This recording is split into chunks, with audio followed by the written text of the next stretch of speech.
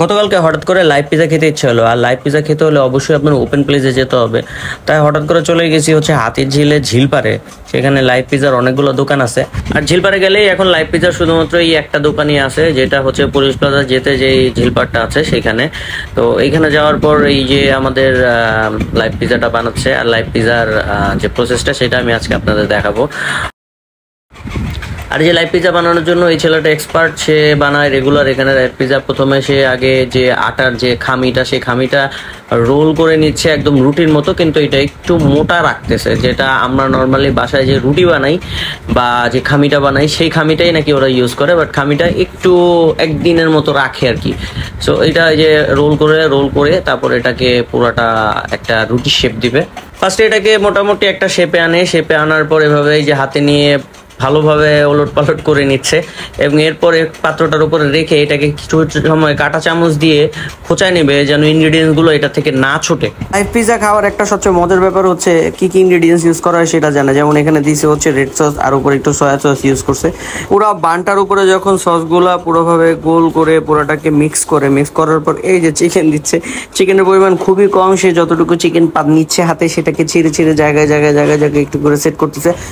যদিও চিকেনের পরিমাণ কম, কারণ হচ্ছে পিজার প্রাইসটাও কম, কারণ এটা আমরা নিয়েছিলাম একটা 7 ইঞ্চি পিজা, যেটার প্রাইস 220 টাকা। 220 টাকা তুলনায় মানে ইনগ্রিডিয়েন্টস অনেক বেশি বা অনেক কম সেটাও বলতে পারবো না, মোটামুটি অন অ্যান অ্যাভারেজ। পিজা বানানোর ক্ষেত্রে সবচেয়ে বড় ইনগ্রিডিয়েন্টস যেটা হচ্ছে চিজ। এর মধ্যে অবশ্যই মজারেলা চিজটা ইউজ করতে হয়।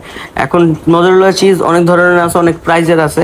এখন যে ওরা কোন ক্যাটাগরিটা ইউজ করতেছে সেটা আমি বলতে পারতেছি না, বাট এই যে ফার্স্টে কিছু গুঁড়া চিজ চারিদিকে ছড়াই দিচ্ছে, এরপর আরো কিছু ইনগ্রেডিয়েন্টস দিবে সম্ভবত, চলেন দেখি।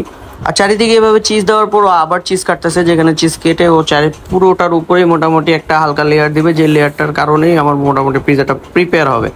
আর এরপর কিছু ক্যাপসিকাম উপরে অ্যাড করে, টমেটো অ্যাড করে, সসেস দিয়ে, তারপর হচ্ছে উপরে এই যে কোনো এক মশলা, ওদের হিডেন ইনগ্রিডিয়েন্টস, যেটা উপরে দিয়ে এই চুলার আগুনের মধ্যে দিয়ে যায়, যেখানে মোটামুটি 15 থেকে 20 মিনিটের মতো সময় লাগে এটা হইতে।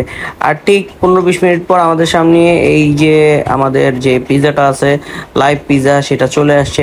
পিজা স্বাদটা বলবো না অনেক বেশি ভালো বা অনেক বেশি খারাপ, মোটামুটি অন অ্যান অ্যাভারেজ। আপনি যদি আমাকে মার্কিং করতে বলেন তাহলে আমি 10-এ 6 দিব, যেটা মোটামুটি আপনি বিকালবেলা এসে আপনার নাস্তা টাস্তা করতে পারেন, কারণ খুব রিজনেবল প্রাইসে মাত্র 220 টাকায় এই পিজা দিচ্ছে, এবং সাথে 2টা ছোট সসের প্যাকেট দিয়ে দিচ্ছে, যেটাতে আপনি পিজাতে দিয়ে খেতে পারবেন। সো আজকের ভিডিওটা এই পর্যন্ত। ভিডিওটা ভালো লাগলো অবশ্যই লাইক বাটন ক্লিক করবেন, চ্যানেলটি সাবস্ক্রাইব করে না থাকলে অবশ্যই চ্যানেলটি সাবস্ক্রাইব করবেন। সবাইকে ধন্যবাদ, আসসালামু আলাইকুম।